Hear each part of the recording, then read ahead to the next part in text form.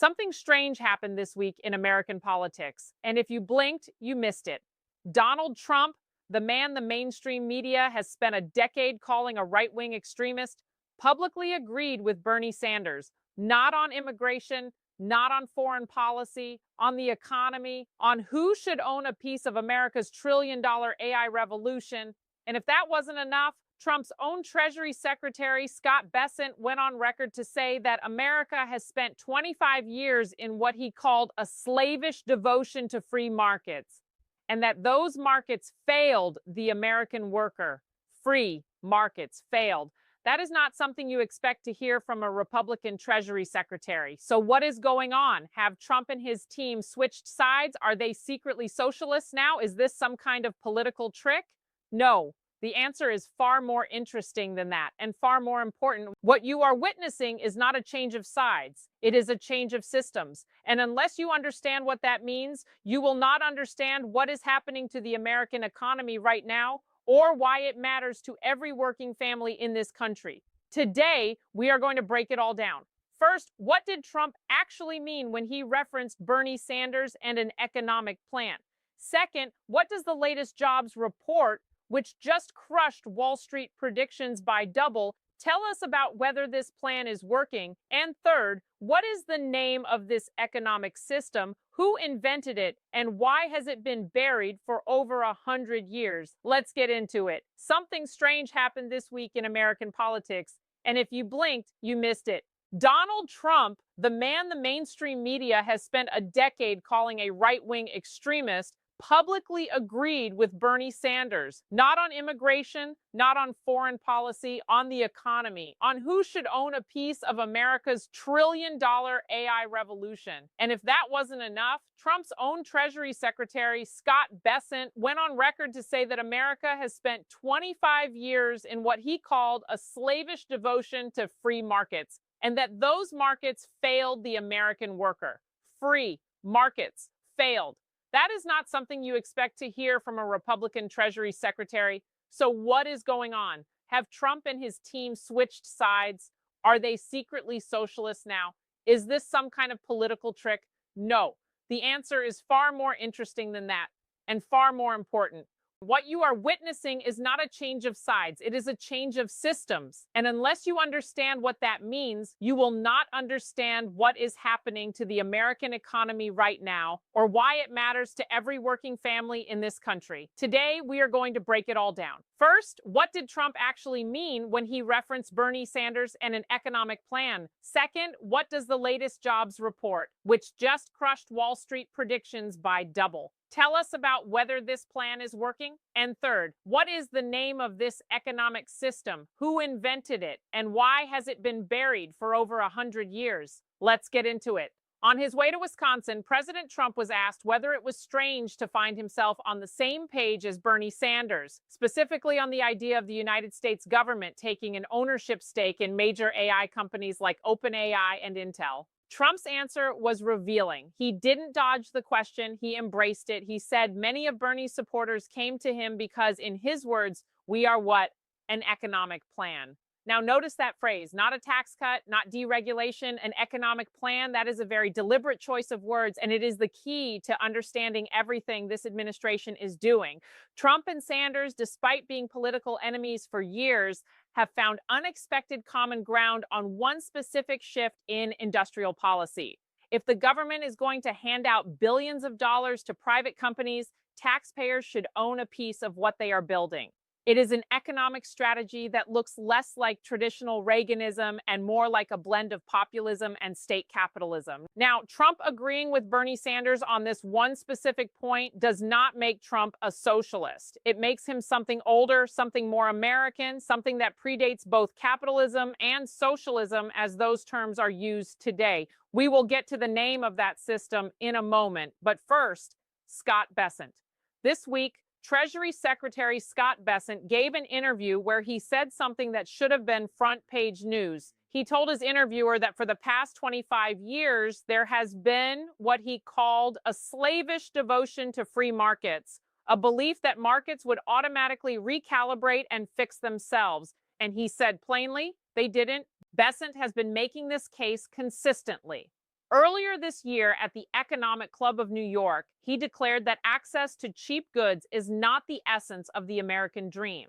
He argued that trade policy must be about more than just getting cheap products from other countries. The American dream, he said, is rooted in prosperity, upward mobility, and economic security. And the designers of past trade deals lost sight of that entirely. Bessent also talked about what happens to the people who get left behind by a system that is rigged against them. He described families who have lost hope, who feel like the only economic path forward is to play the lottery. He said the goal of this administration is to make people believe again that if you work hard, play by the rules, and show up every day, the system is not rigged against you and it will work for you. That is not the language of Wall Street. That is not the language of hedge funds and free trade think tanks. That is the language of American workers. And here is what is critically important. This is not just rhetoric. There is a deliberate economic architecture behind these words. It involves tariffs. It involves directed government investment. It involves taking equity stakes in strategic industries. It involves challenging the Federal Reserve's tendency to slam the brakes on growth the moment the economy starts to move.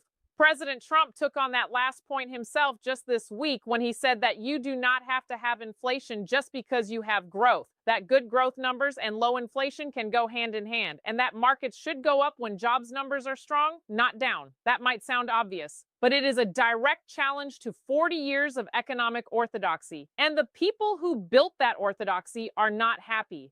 Now let's look at the proof that this plan is actually working. Because it is one thing to have an economic philosophy. It is another thing to produce results. On Friday, June 5th, the Bureau of Labor Statistics released the May 2026 jobs report. And what happened next was extraordinary. Non-farm payrolls jumped by a seasonally adjusted 172,000 jobs in May, far above the Wall Street consensus estimate of 80,000. The unemployment rate held steady at 4.3%. Let that sink in. The expert consensus forecast was 80,000 jobs. The actual number was 172,000. Wall Street missed by more than double. On top of that, prior months were revised sharply upward. March was revised up by 29,000, and April was revised up by 64,000. Together, that means employment in March and April was 93,000 jobs higher than Wall Street had previously reported. So not only did the current month beat expectations massively, but the previous months were even stronger than anyone knew. Compare that to the Biden era, when jobs numbers were routinely revised downward after the fact, quietly, with no fanfare. Under Trump, the revisions are going up. The direction of error matters. In manufacturing specifically, payrolls jumped by 7,000. Beating all estimates. Durable goods employment expanded by 17,000, including gains in motor vehicles and parts. Construction added 17,000 jobs, and manufacturing overtime ticked up, a key leading indicator of hiring to come. Now here is where Peter Navarro's insight becomes essential. Navarro has explained the sequence of how manufacturing comes back after decades of being gutted. He says, first come orders, then production, then capital investment. Only then comes robust hiring. In other words, when you are rebuilding an industrial economy from near zero, the way America is trying to do after 40 years of offshoring, the jobs are always the last thing to show up. First, you see increased orders for factories. Then you see those factories start running. Then you see new equipment being purchased and new buildings going up. And only after all of that do you see the payroll numbers explode. Bloomberg noted that taken together, the last 3 months represent the strongest 3-month advance in the labor market in more than 2 years. This is not an accident. This is an industrial policy delivering its early results exactly as designed. The experts missed it because they are still running their models based on the old system, the free market, globalization first system that Bessent just said failed for 25 years. Those models do not account for what happens when a government deliberately redirects investment back into domestic production. Kevin Hassett, the head of Trump's National Economic Council, put it bluntly this week. He pointed out that not a single Wall Street forecaster got the May number right. The gap between the highest estimate and the actual number was 50,000 jobs. His conclusion: Wall Street simply does not understand the Trump economy, and he is right. Wall Street is not built to understand it because what Trump is doing is not Wall Street economics. It is something else entirely. This week, Peter Navarro published a piece honoring Henry Clay, a 19th century American statesman from Kentucky who served as Speaker of the House and Secretary of State and who ran for president 3 times. You probably were not taught much about Henry Clay in school. That is not an accident. In a video Trump posted on Truth Social, Navarro explained that Henry Clay carried Hamilton's vision forward with what he called an American system, prioritizing 3 things: a strong national bank, major infrastructure investment, and above all, protective tariffs. As Clay himself said in 1824, the tariff is to tax the produce of foreign industry with the view of promoting American industry. The American system, that is the name. Not free markets, not socialism, not globalism, the American system. As Henry Clay designed it in the early 19th century, this system was built on 3 pillars: tariffs to protect American manufacturing from foreign competition, investment in infrastructure to connect the national economy, and a centralized banking system to finance industrial growth. And here is what is remarkable: this system worked. Under presidents who embraced it, Lincoln, McKinley, Theodore Roosevelt, America went from a small agricultural nation with a raw material economy to the most powerful industrial force the world had ever seen. Then, gradually, it was dismantled, starting in the mid-20th century and accelerating through the 1992, American policymakers embraced a different vision: free trade, globalization, and the belief that the invisible hand of the market would produce the best outcomes for everyone. It did not produce the best outcomes for everyone. It produced extraordinary outcomes for shareholders, for Wall Street, for multinational corporations that could move their factories to wherever labor was cheapest. But for American workers in manufacturing towns, in Ohio, in Michigan, in Pennsylvania, in Wisconsin, it produced something very different. It produced plant closures. It produced wage stagnation. It produced communities that never recovered. That is why so many people who voted for Bernie Sanders in 2016 turned around and voted for Donald Trump. They were not confused. They were not tricked. They were responding to the one thing both candidates offered that the political establishment did not: an acknowledgement that the system had failed them and a promise to do something fundamentally different.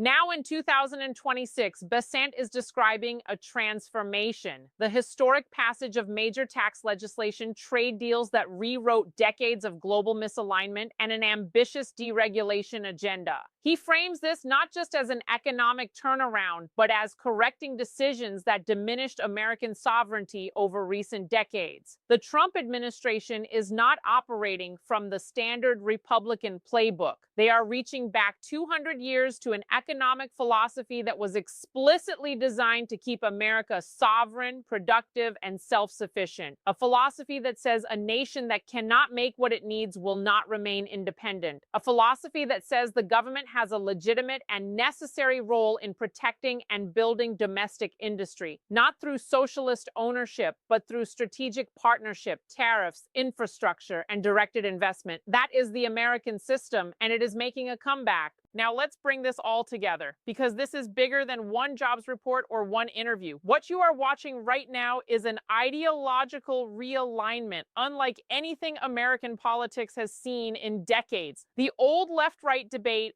free markets versus government control, capitalism versus socialism, is being replaced by something older and more fundamental: a debate about whether America will be a producing nation or a consuming nation, whether American workers will build things or just buy things made somewhere else. Trump is betting on producers, his tariffs, his industrial policy, his push to take government stakes in strategic AI companies, his challenge to the Federal Reserve's rate orthodoxy. All of it is pointing in the same direction. Bring the factories home, build the chips here, train American workers in the trades, make things in America again.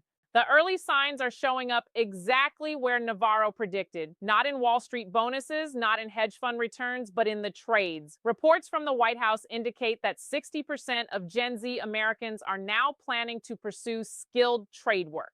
That median pay in the skilled trades now matches or exceeds many four-year college degrees, without the $200,000 in student debt. And that 94% of U.S. contractors are reporting labor shortages, which are driving wages higher.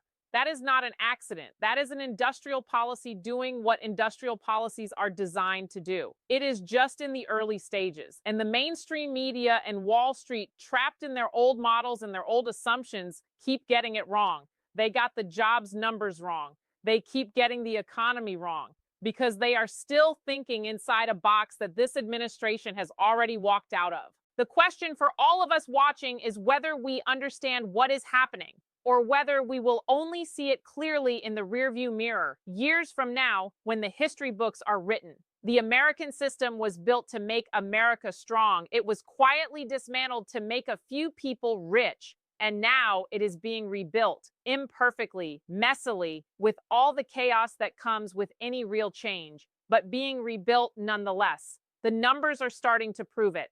The only question is whether you are paying attention. If this video added value for you, please hit the like button right now. It takes 1 second and it helps this analysis reach more people who deserve to understand what is actually going on.